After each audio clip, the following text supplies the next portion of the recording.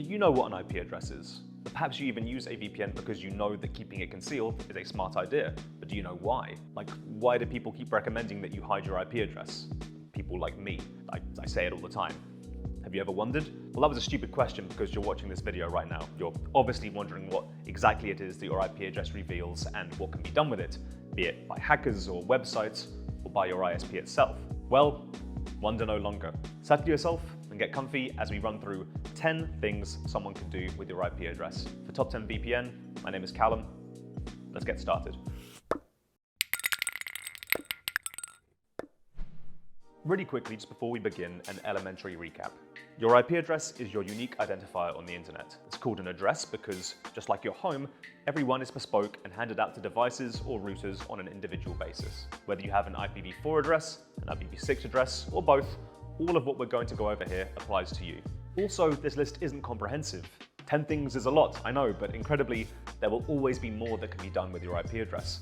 These are just what we think are the very most important things. Now, on to number 1. Track your browsing activity. Your ISP controls your internet connection and assigns you your IP address. This means your online activity and your device are visible to your ISP.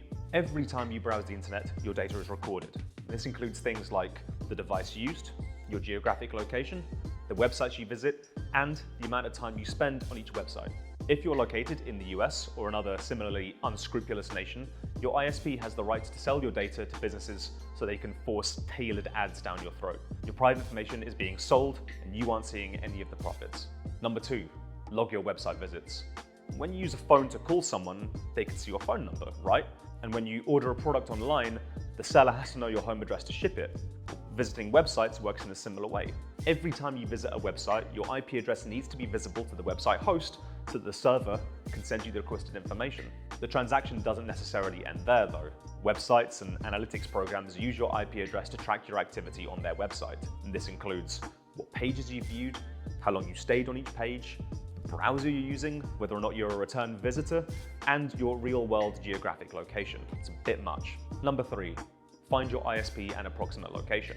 So we know now that your ISP knows your IP address, but it also works in reverse. Anyone who knows your IP address can also find your ISP. And on top of that, your approximate real-world location.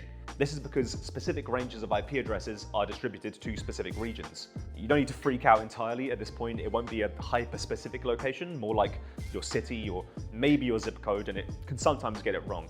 For example, right now I'm recording this video in the London borough of Islington, but not according to my IP address. Still, that information, vague as it may be, can be a massively revealing factor when combined with other information about you that may be public online. Number 4, restrict your access to websites and services. It's all starting to make a bit more sense now, right?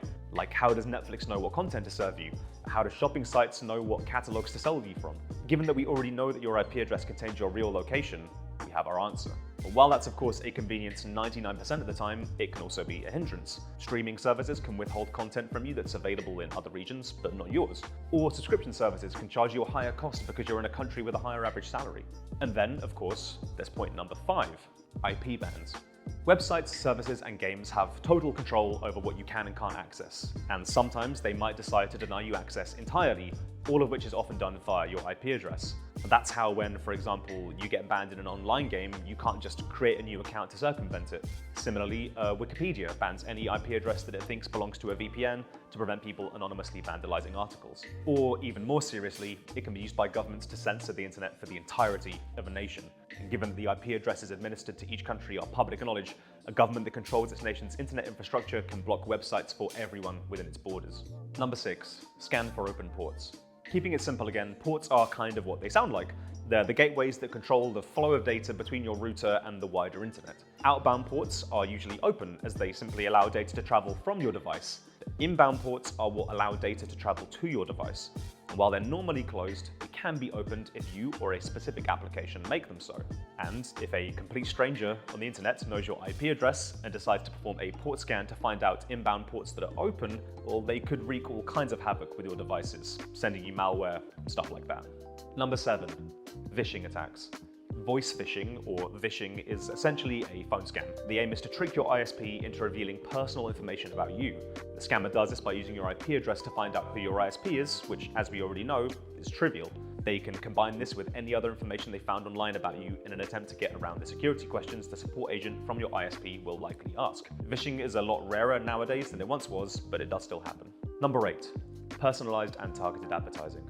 Now, this one may not technically be a scam, but it sure can feel like it sometimes. Internet advertising is big business, but the internet is also a very big place. In order to more effectively spend their marketing budget, companies will use publicly available IP address information to determine who gets served their adverts. If you've ever seen a banner ad for the best something or other in your area and wondered how it knows just what your area actually is, that's how. It's also why when you use a VPN, adverts look totally different, often even in a different language depending on what server you're connected to. Number 9, DOS or DDoS attacks. That's denial of service or distributed denial of service attacks, which may sound complex, but they could hardly be more simple. It's one of the most straightforward forms of cyber attack out there. All it is someone sending huge volumes of traffic to your IP address in an attempt to overwhelm your network or web server. The DOS attacks all come from one system, while DDoS attacks come from multiple. If the IP address in question is a website or live service, then it will result in a crash and the site or service being made inaccessible. It's possible for the IP address in question to be your own personal one though. In this instance, the attack will normally be carried out while you're gaming. It's often a form of retribution or harassment from other players online. And when it happens, your ping will spike massively and you'll either be kicked from the game or your client will just crash completely. And all that's needed is knowledge of what your IP address is. Number 10, doxing. Finally, our last point, and also one of the most serious.